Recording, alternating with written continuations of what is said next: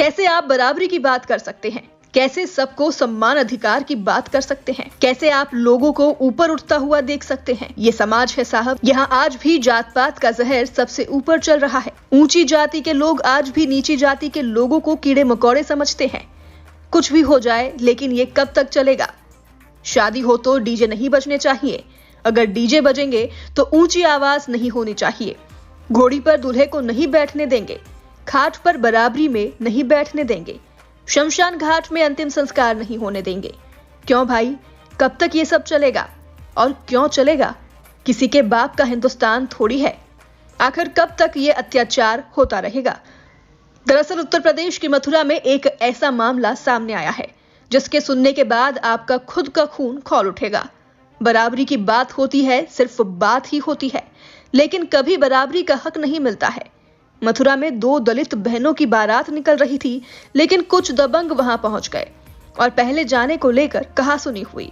लेकिन बाद में वो कहासुनी इतनी बढ़ गई कि दबंगों ने वहां पर कहर बरपाना शुरू कर दिया, मारपीट शुरू कर दी और लोगों को बेरहमी से पीटना शुरू कर दिया। यहां तक जलील करना भी शुरू कर दिया। शादी के जोड़े में बैठी दुल्हनों पर कीचड़ फेंका गया और आखिर में ये हुआ कि दोनों दलित बहनों की शादी टूट गई, जिसके बाद से ऊंची जाति के दबंगों के दिल को तो सुकून मिल गया होगा।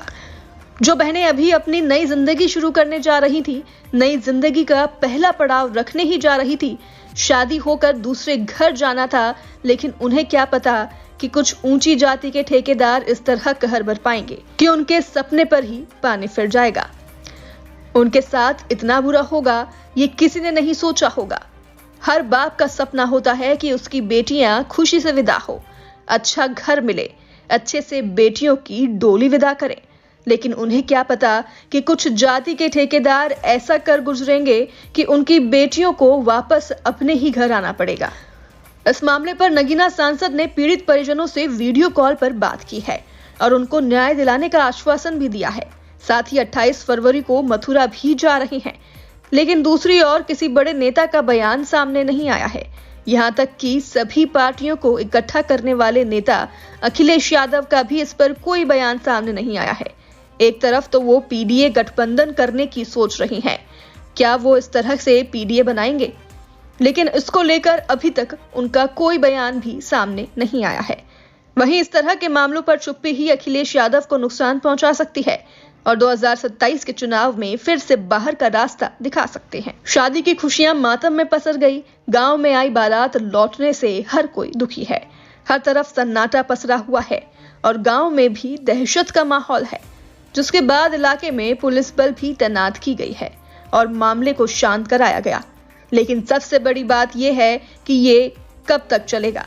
आखिर क्यों दलितों के साथ ये भेदभाव किया जाता है और कब तक किया जाता रहेगा?